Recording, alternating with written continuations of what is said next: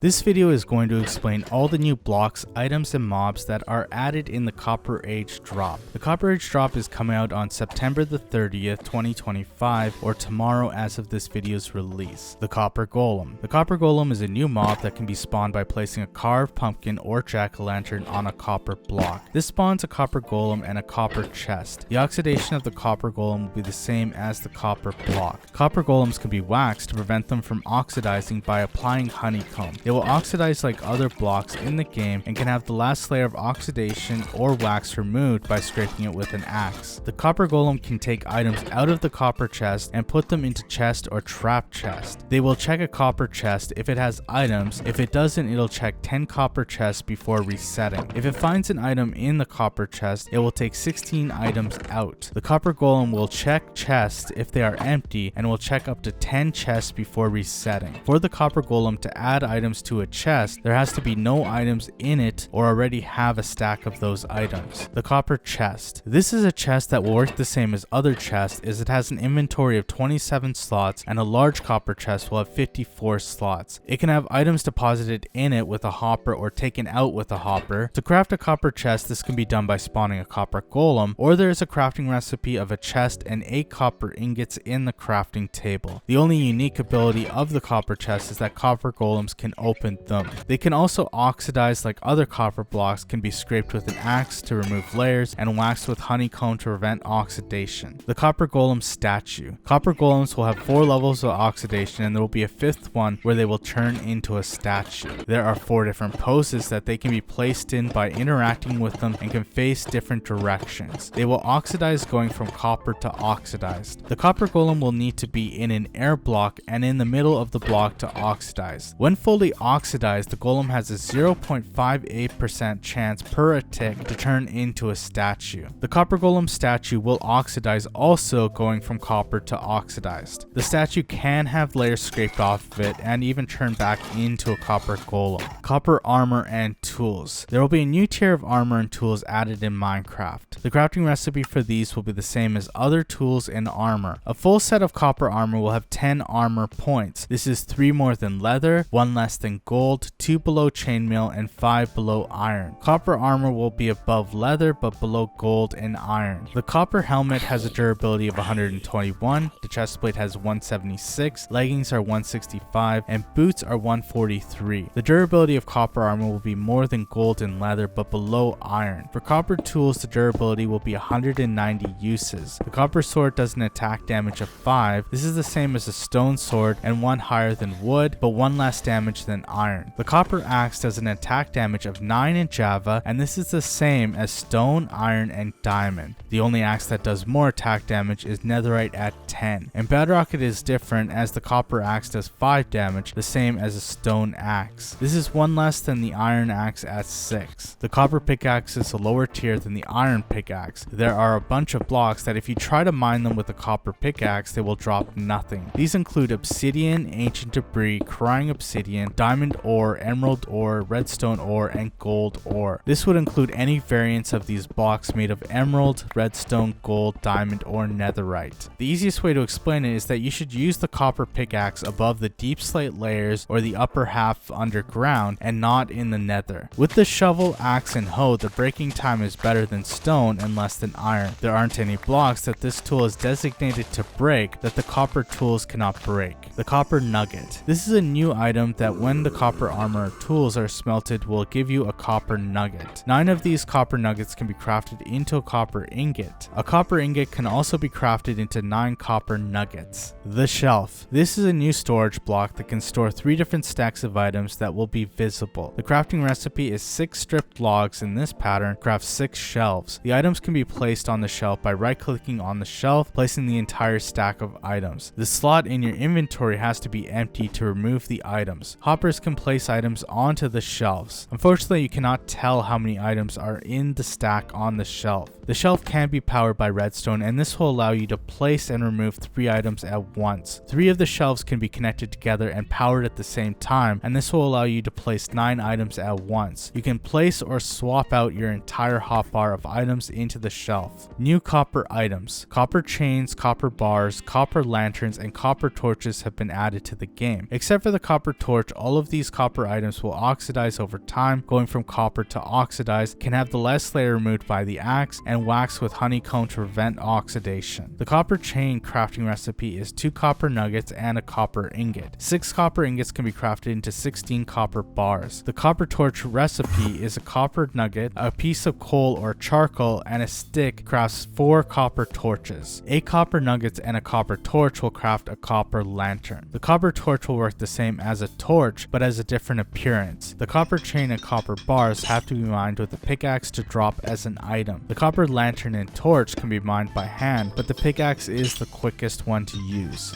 The Mannequin. This is a feature that is added in the Java edition. To spawn them, you ought to use the summon or execute commands. They function as a player avatar even if the player is not connected. The Mannequin can hold items in their hands, wear armor, and take damage. They're basically an NPC and function like an armor stand. Other additions include the lightning rods can now oxidize and can be waxed. In Java edition, there will be an end flash that emits a purple glow in the end with sounds. This was added in the Bedrock edition with the vibrant visuals in the last drop. In the Java edition, you can now customize the F3 screen or debug screen. This is done by pressing F3 and F6. You can turn off elements that you don't want or add elements you want. Some of the changes are that the chain has been renamed to the iron chain. The copper trapdoors crafting recipe is now 4 copper ingots instead of 6 copper ingots to craft 2 trapdoors. Pumpkins can now generate in the mushroom field biome. All the textures for the dyes have been updated as they have different shapes. Iron golems can now interact with copper golems by placing a poppy on them. Mobs can now spawn wearing copper armor. The happy ghast is audible from 64 blocks away. Besides this, there are 149 other fixes to the game and some changes to commands as there always is. I think that covers the Copper Age drop and I hope you enjoy.